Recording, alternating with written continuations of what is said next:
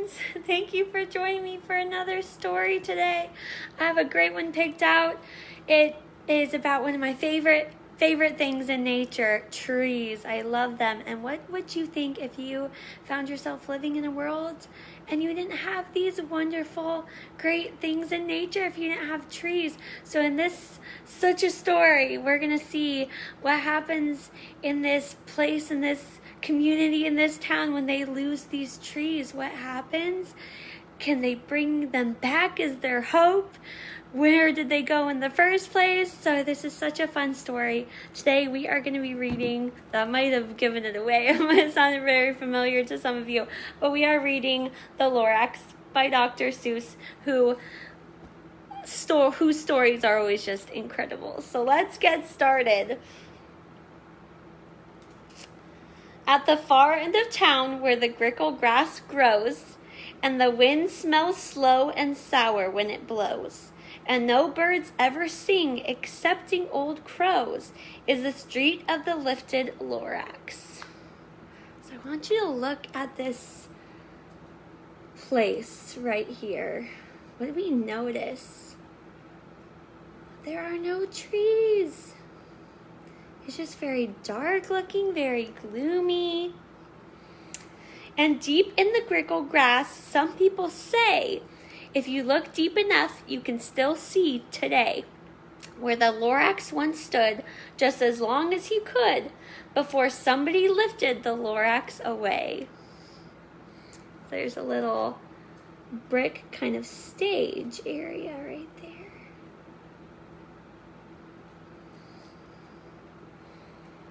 What was the Lorax, and why was it there? And why was it lifted and taken somewhere? From the far end of town, where the grickle grass grows, the old Once-ler still lives here. Ask him, he knows. So what happened to this place? What took all the trees away? What made it so gloomy? You won't see the Once-ler. Don't knock at his door. He stays in this lurkin, cold under the roof, where he makes his own clothes out of muffered muff. And on special dank midnights in August he peeks out of the shutters, and sometimes he speaks and tells how the Lorax was lifted away. He'll tell you, perhaps, if you're willing to pay. Oh, there's no picture there. I meant to show this one. You can see the Once-ler looking out of his window. I think that's so funny. You see a pair of eyeballs. It's so silly. On the end of a rope, he lets down a tin pail. And if you have to toss in 15 cents and a nail. And you have to toss in 15 cents and a nail. And the shell of a great-great-great-grandfather snail. What a silly payment that is. A nail, a snail, and then 15 cents. And there's our friend from this story, sticking his payment in the pail because he wants to hear what happened. Then he pulls up the pail, makes a most careful count to see if you've paid him the proper amount. So there's him, the Once-ler, out of his shutters. Then he hides what you paid him away in his snub, his secret strange hole in his grovelous glove.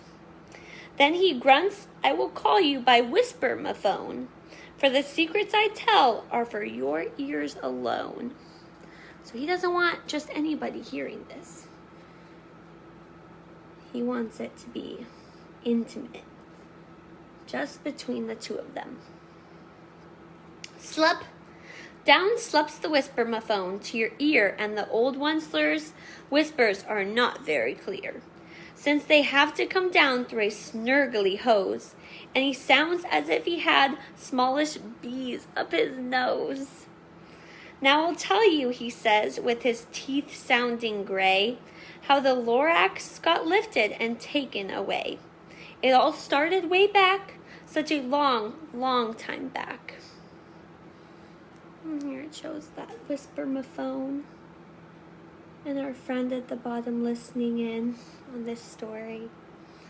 Way back in the days when the grass was still green, and the pond was still wet, and the clouds were still clean, and the song of the Swommee-Swams rang out in space, one morning I came to this glorious place. And I first saw the trees, the truffula trees, the bright-colored tufts of the truffula trees, mile after mile in the fresh morning breeze. I want you to look how different this place looks than the place we saw at the very beginning of this story. Look how different it looks. Does this look very gloomy? No way. This looks bright and there's little critters everywhere. It looks happy. And under the trees, I saw brown barbaloots frisking about in their barbaloot suits as they played in the shade and ate truffula fruits. So cute. From the ripulous pond came the comfortable sound of the humming fish humming while splashing around.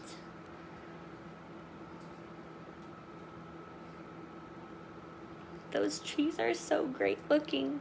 I love them. But those trees, those truffula trees. All my life I'd been searching for trees such as these. The touch of their tufts was much softer than silk, and they had the sweet smell of fresh, buttery milk. Oh, they sound glorious. I felt a great leaping of joy in my heart.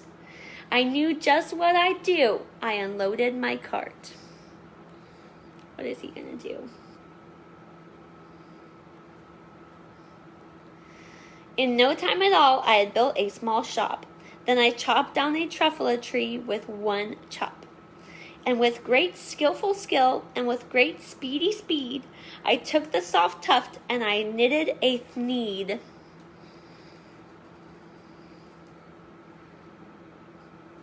Now, what is a thneed? And his shop says the Once-lers. The instant I'd finished, I heard a gazump. I looked. I saw something pop out of a stump of the tree I chopped down. It was sort of a man. Describe him? That's hard. I don't know if I can. So there's the need. Look at this guy. Just popped right out of the tree stump. He was shortish and oldish and brownish and mossy. And he spoke with a voice that was sharpish and bossy.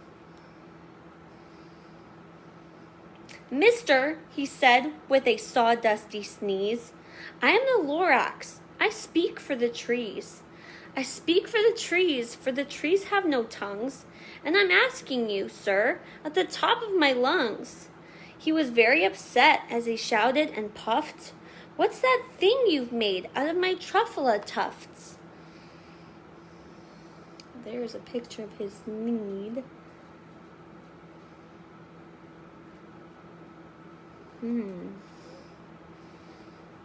Look, Lorax, I said, there's no cause for alarm.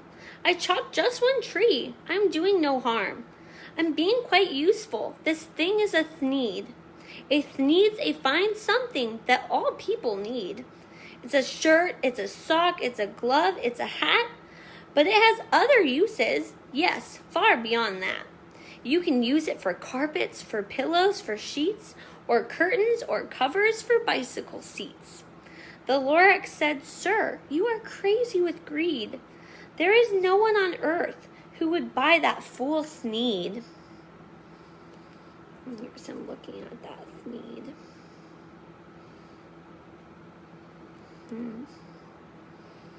But the very next minute, I proved he was wrong. For just at that minute, a chap came along, and he thought that the thneed I had knitted was great. He happily bought it for $3.98. I laughed at the Lorax. You poor stupid guy. You never can tell what some people will buy.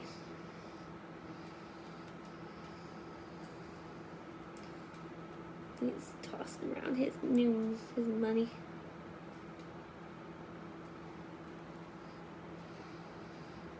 I repeat, cried the Lorax, I speak for the trees.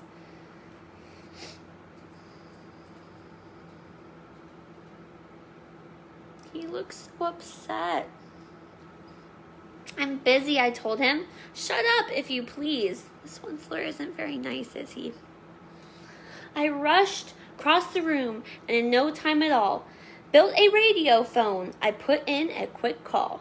I called all my brothers and uncles and aunts, and I said, listen here, here's a wonderful chance for the whole Once-ler family to get mighty rich. Get over here fast. Take the road to North Nitch. Turn left at Weehawken, sharp right at South Stitch. So he's calling his family to come help him make these needs.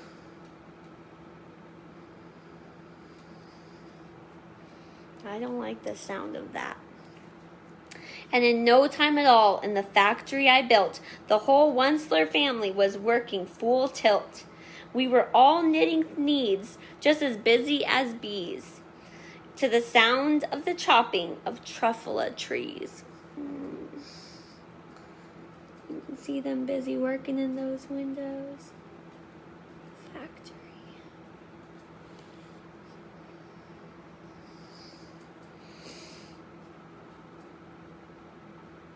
So they are having to cut down a lot more than just one tree, aren't they?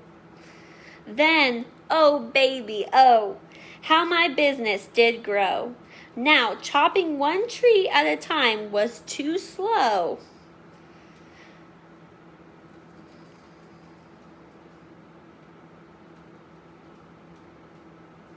So he's like, we gotta chop them down faster. We're getting a lot of business.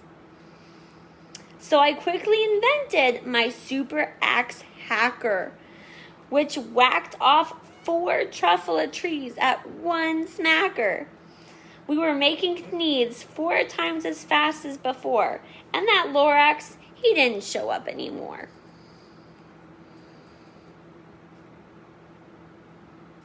Oh man. All those poor trees.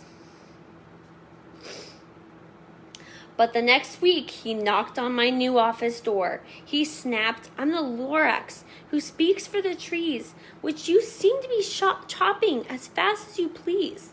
But I'm also in charge of the brown barbaloots, who played in the shade in their barbaloot suits, and happily lived eating truffula fruits. Now, thanks to your hacking my trees to the ground, there's not enough truffula fruit to go around. And my poor barbaloots are all getting the crummies because they have gas and no food in their tummies. Oh. Those poor little guys. They're hungry. All their food's being taken away. They loved living here, but I can't let them stay. They'll have to find food, and I hope that they may. Good luck, boys, he cried, and he sent them away.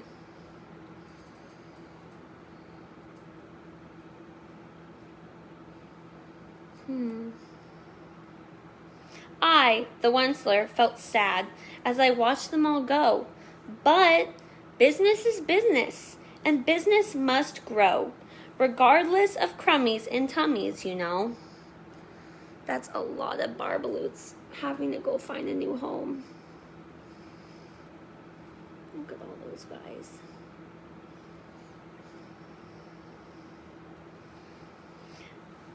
I meant no harm. I most truly did not. But I had to grow bigger, so bigger I got. I biggered my factory. I biggered my roads. I biggered my wagons. I biggered the loads of the needs I shipped out. I was shipping them forth to the south, to the east, to the west, to the north. I went right on biggering, selling more needs, and I biggered my money, which everyone needs. It's factory. We can see all the trucks going out. All these Sneeds. And they're still just chopping down the trees. Then again, he came back. I was fixing some pipes when that old nuisance Lorax came back with more gripes. I am the Lorax, he coughed and he whiffed. He sneezed and he snuffled and snargled, he sniffed. Once-ler, he cried with a cruffulous croak. Once-ler, you're making such smogulous smoke. My poor Swommee-Swams, why they can't sing a note. No one can sing who has smog in his throat.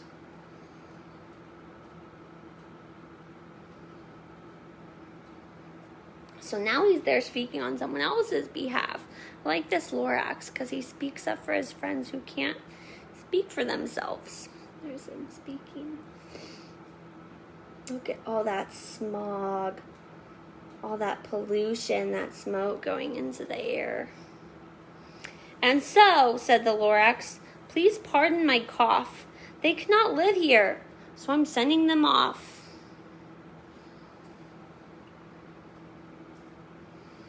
So there's another little critter that has to go and find a new home. Where will they go? I don't hopefully know. They may have to fly for a month or a year to escape from the smog. You've smogged up around here.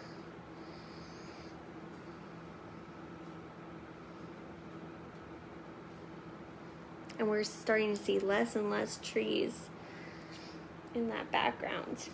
What's more, snapped the Lorax. His dander was up. Let me say a few words about gluppity glup. Your machinery chugs on day and night without stop, making gluppity glup, also sloppity slop. And what do you do with this leftover goo? I'll show you, you dirty old Once-ler man, you.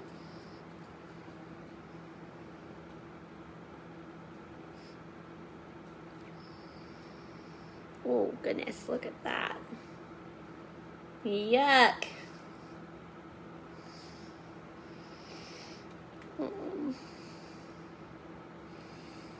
Those poor fish are just watching this pour down into their home. You're glumping the pond where the humming fish hummed.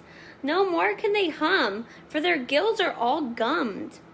So I'm sending them off. Oh, their future is dreary. They'll walk on their fins and get woefully weary in search of some water that isn't so smeary.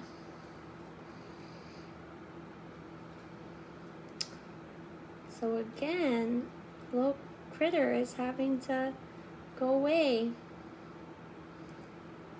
because of this factory. And then I got mad. I got terribly mad. I yelled at the Lorax, now listen here, Dad. All you do is yap, yap, and say bad, bad, bad, bad. Well, I have my rights, sir, and I'm telling you, I intend to go on doing just what I do. And for your information, you Lorax, I'm figuring on biggering and biggering, turning more truffle trees into thnees, which everyone needs.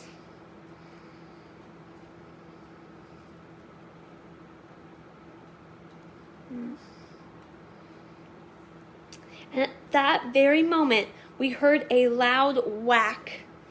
From outside in the fields came a sickening smack of an axe on a tree. When we heard the tree fall, the very last truffle tree of them all. Oh my word, look at this.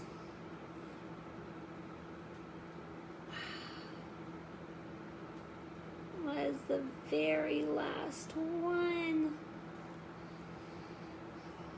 No more trees, no more thneeds, no more work to be done.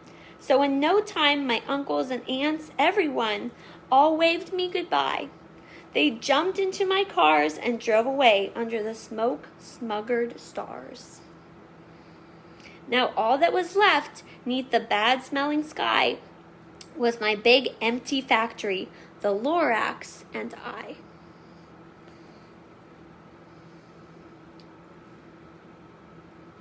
Now everyone's just leaving. There's nothing left to do. There's no more trees. The Lorax said nothing, just gave me a glance. Just gave me a very sad, sad backward glance, as he lifted himself by the seat of his pants. And I'll never forget the grim look on his face when he hoisted himself and took leave of this place, through a hole in the smog without leaving a trace.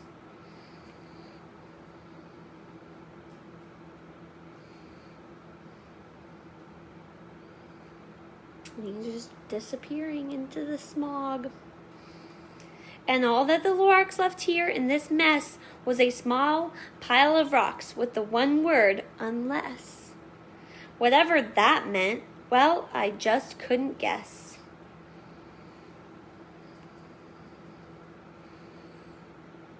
Do we see the word, unless? That was long, long ago, but each day since that day, I've sat here and worried away. Through the years, while my buildings have fallen apart, I've worried about it with all of my heart.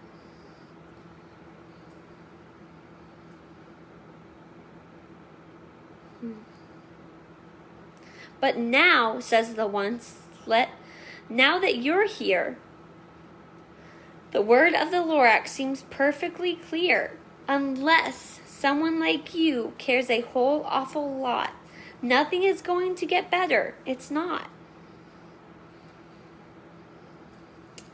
So now we're back to him talking to the boy.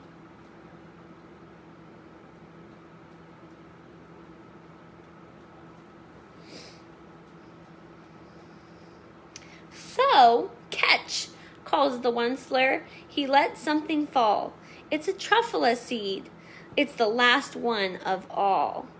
You're in charge of the last of the truffula seeds, and truffula trees are what everyone needs. Plant a new truffula, treat it with care, give it clean water and feed it fresh air. Grow a forest, protect it from axes that hack. Then the Lorax and all of his friends may come back.